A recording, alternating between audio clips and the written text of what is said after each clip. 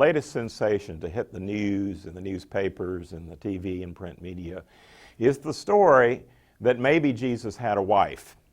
Just a few bits of background about this.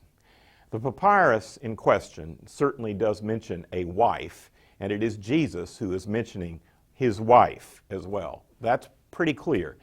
The papyrus has been authenticated by very good epigraphers.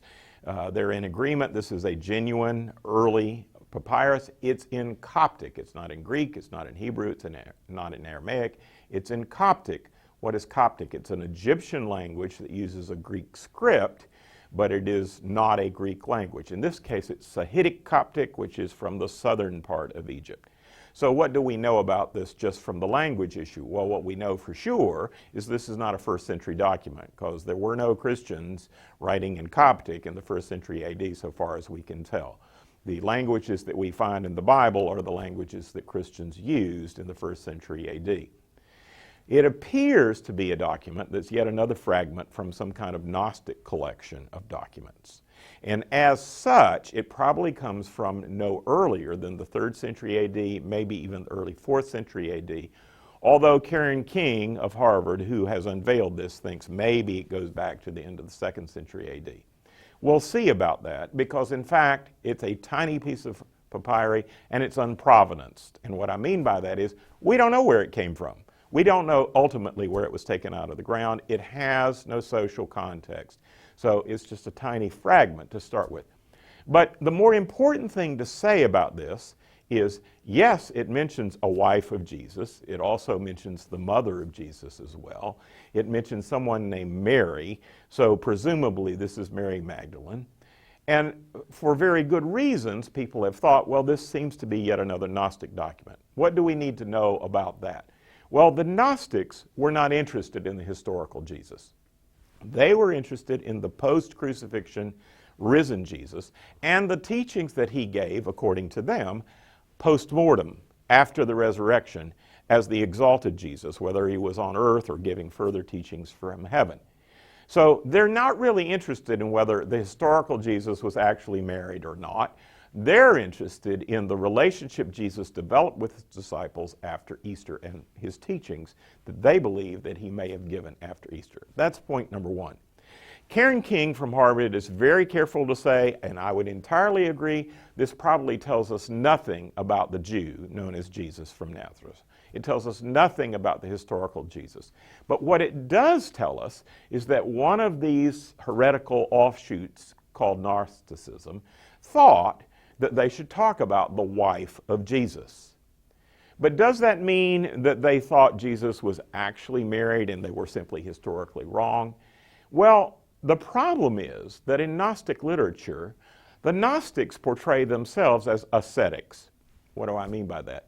I mean, they were portrayed as people who saw holiness as associated with abstaining from sex, abstaining from having sexual relationships. They were part of a larger ascetical movement that we also see in Christian monasteries in the 3rd and 4th and 5th century, and nunneries as well. Their theology was ascetical. So does wife actually mean wife? Well, there's this whole other tradition that in fact there were monks who went around with what were called sister wives. Well, who are these people? These are disciples of these monks who travel with the monk, and they cook and they clean and they take care of the monk and they do the usual things that a marital partner would do, except it's a chaste relationship. And it's even called sister wife in the literature of early monasticism. So the word wife may not mean what we would normally mean by wife in this Gnostic literature. It may simply mean a sister who travels with me as a wife and performs some of the wifely duties a wife would perform, but not with sexual intimacy. In other words, it would be a platonic or chaste relationship. We don't know because we don't have any context. It is a throwaway line. Jesus says, my wife, ... and we don't know anymore. But he also says apparently about the same thing, my disciple. This person is my disciple. You may think, well, this is deja vu. Sounds like the Da Vinci Code.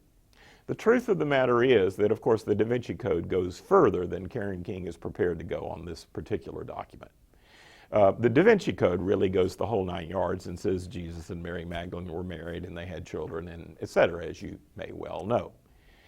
Here's the important thing. The New Testament evidence doesn't support that kind of theory, and neither does this evidence, which is much too late to go back to the 1st century AD. It reflects the heretical beliefs of a narrow sect called Gnosticism.